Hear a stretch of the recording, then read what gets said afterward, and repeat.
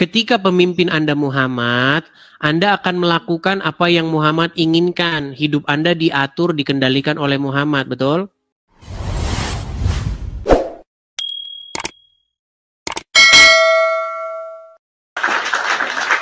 Oke, kita kasih naik yang selanjutnya, ada Great Woman. Ini kemarin sudah naik ini, kalau nggak salah ya. Kita kasih naik lagi. Great Woman. Ya, silahkan nyalakan kamera Anda. Harus on cam ya, Kak? Wajib on cam, wajib menyalakan kamera. Aduh, ngeri. Silakan. Iya. Great Woman, apakah Anda ini seorang Muslim atau Kristen? Islam. Islam. Apa yang mau Anda utarakan? Enggak, kan cuma mau nanya aja ya, kayak apa, saya punya kenalan tuh kayak teman gitu, lagi dekat gitu. Dia seorang laki-laki. Ya. Oke. Dia kan sama kayak Mas Edis itu ngajarin tentang terus ya aku kayak belum siap buat masuk ke situ, gimana ya? Belum siap untuk masuk Kristen. Alasannya? Ya kan namanya itu kayak ada yang nggak percaya, ada yang percaya gitu. Oke, jadi gini, namanya kalau gitu. begini, kalau Anda menjadi orang Kristen karena seorang laki-laki, nanti ketika laki-laki itu mengecewakan Anda keluar lagi dari agama Kristen. Banyak yang kayak begitu. Begitu. Jadi kalau Anda menjadi Kristen, itu bukan karena laki-lakinya, tetapi karena Anda memang ada yang ngeklik begitu di pikiran Anda. Nah, mungkin ada sesuatu yang Anda mau pertanyakan sehingga Anda tidak bisa klik begitu dengan agama Kristen. Silakan, apa itu pertanyaan? Silakan. Silakan. Kayak paling-paling seputar ya kan, Yesus kok Tuhan, kok berdoa kepada Tuhan. Paling cuma itu aja kan? Iya kan, kayak apa kadang kan pernah kalau yang di Yesus itu kan setiap minggu tuh cuma nyanyi-nyanyi doang gitu loh. Kadang kan kok bisa gitu loh. Kok bisa nyanyi-nyanyi? Gini, biasanya nyanyi itu identik dengan apa sih? Kenapa ada sebuah nyanyian? Kenapa? Kan udah hari Minggu nyanyi-nyanyi. Kenapa kok begitu? Kok masa nyanyi-nyanyi kan gitu, betul nggak? Iya. Nah, makanya saya tanya dulu, kenapa sih ada sebuah nyanyian, ada sebuah lagu? Menurut Anda kenapa? Nggak tahu juga ya. Iya, karena sebenarnya nyanyian atau lagu itu sebenarnya ekspresi seorang manusia. Setuju nggak? Lagu itu adalah ekspresi manusia, setuju? Iya. Ya, jadi bagaimana kok bisa bernyanyi? Ya karena kami mengekspresikan, meluapkan ekspresi kami. Entah itu senang, entah itu sedih. Meluapkan ekspresi kegembiraan kami kepada Tuhan. Seperti itu. Misalnya, Tuhan engkau baik bagiku, gitu kan? Ya pernah dengar. Ya pernah lah, maksudnya punya bos juga kan begitu. Iya, tuh. Misalnya saya bilang begini, Tuhan engkau ajaib bagiku, tak ada yang tak mungkin bagimu. Apa salahnya kita bernyanyi kepada Tuhan seperti itu? Itu kan ungkapan kita kepada Tuhan. Kita buat lagu-lagu pujian kepada Tuhan. Kenapa Anda merasa aneh? Yang aneh itu justru ketika kalian membuat lagu-lagu kepada Muhammad. Ya Rasulullah. Ada nggak lagu-lagu begitu kepada Muhammad? Begitu kepada Muhammad. Paling kayak sholawatan aja sih. Iya, kan lagu juga kan? Muhammadku, Muhammadku, dengarlah seruanku, aku rindu. Pernah dengar lagu itu? Pernah. Iya, kenapa Anda tidak merasa aneh orang Islam bikin lagu-lagu kepada Muhammad? Ketika orang Kristen bikin lagu untuk Yesus merasa aneh. Tapi membuat lagu kepada Muhammad tidak aneh. Itu sebenarnya sudah lama, sudah ada zaman Musa. Sepertinya dia pengaruh sinyal, teman-teman. Ada kendala sinyal. Coba silakan, Anda mau sampaikan apa tadi? Tadi kepotong. Iya, di kampung sinyalnya susah.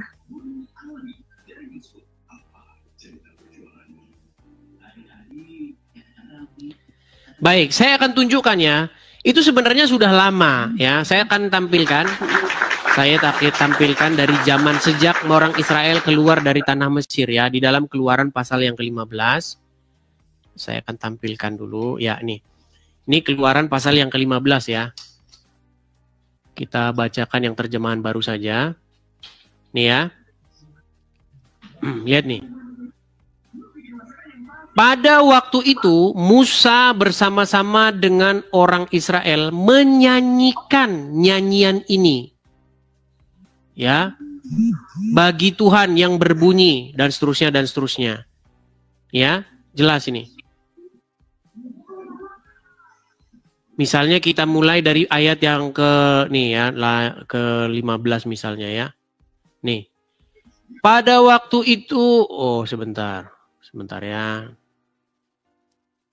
Nah ini. Dan lalu Miriam ayat ke-20. Miriam ini saudarinya Musa. Miriam, nabiah itu, saudara perempuan Harun, mengambil rebana di tangannya. Dan tampillah semua perempuan mengikutinya. Memukul rebana serta menari-nari. Dan menyanyi. Dan menyanyilah Maryam memimpin mereka. Menyanyilah bagi Tuhan sebab ia tinggi luhur. Kuda dan penunggangnya dilemparkannya ke dalam laut. Maksudnya di sini kuda dan kereta Firaun. Jadi ceritanya begini, biar saya tampilkan dulu wajah saya lagi. Sebentar. Jadi ketika orang Israel dalam tanda kutip melarikan diri dari Mesir karena mereka itu dulu beranak pinak di negeri Mesir. Ketika mereka beranak pinak, mereka itu dianggap sebagai bahaya oleh Raja Mesir yang tidak mengenal nenek moyang orang Israel. Sehingga orang itu diperbudak, dibikin kerja rodi, kerja romusa. Nah, ketika itu diutuslah Musa untuk membawa bangsa itu keluar, tapi nggak dikasih sama Raja Mesir. Sehingga Mesir itu dipukul dengan berbagai macam musibah. Ya. Nah, setelah musibah datang terus-menerus kepada bangsa Mesir, akhirnya orang Mesir yang malah mengusir orang Israel itu. Nah, orang Israel akhirnya keluar dari Mesir dan dikejar oleh orang-orang Mesir, oleh Firaun dan tentaranya yang berkuda. Nah, setelah itu terjadilah mujizat di mana dengan perantaraan angin timur yang sangat keras, laut itu terbelah. Dengan perantaraan angin timur, angin yang keras begitu. Kalau pernah lihat tornado di tengah laut ya mungkin kira-kira kayak begitulah kalau sekarang. Nah, ketika laut itu terbelah, orang Israel keluar, lalu Firaun dengan bala tentaranya dan kuda-kudanya dicampakkannya ke dalam laut karena mereka menyusul orang Israel itu. Nah, makanya Maryam dan para perempuan-perempuan memukul rebana dan menari-nari. Begitu. Jadi sebenarnya ketika di gereja bernyanyi-nyanyi jingkrak-jingkrak ya karena luapan bagaimana Tuhan itu telah berbuat baik di dalam hidup seseorang seperti itu. Yang saya herankan kenapa Anda merasa heran. Tetapi ketika Muslim solawatan pukul-pukul rebana tidak heran. Gak terlalu paham juga sih kayak yang cerita-cerita yang lamanya gitu. Ya, jadi memang butuh pelajaran lama. Tapi memang biar simpel ya seperti itu. Artinya gini saja, biar simpel tuh begini.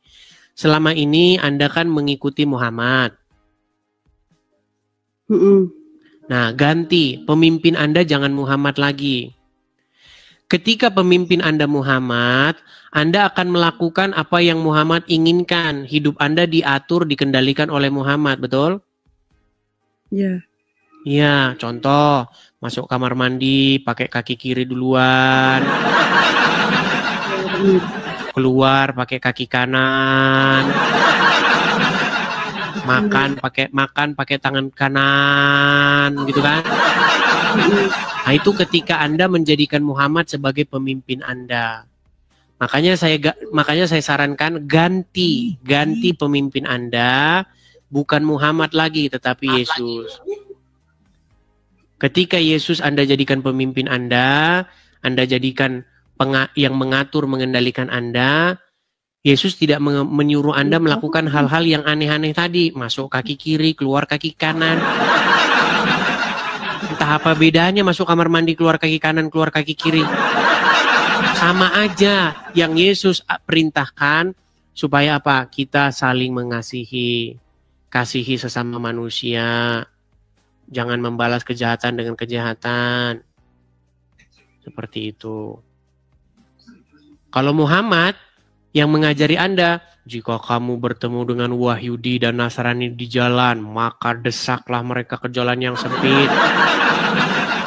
Persempitlah jalan mereka. Kiamat tidak akan terjadi. Iya, kiamat tidak akan terjadi sehingga kaum muslimin akan membunuh orang-orang Wahyudi. Tuh. Itu jika Anda mengikuti Muhammad. Jadi saya sarankan ganti pemimpin, ganti Tuhan. Seperti itu. Oke? Sudah Bang, turunin aja. Oke, ya nanti kalau kebanyakan pening nanti. Oke, sedikit-sedikit saja. Oke, terima kasih. Saya turunkan ya.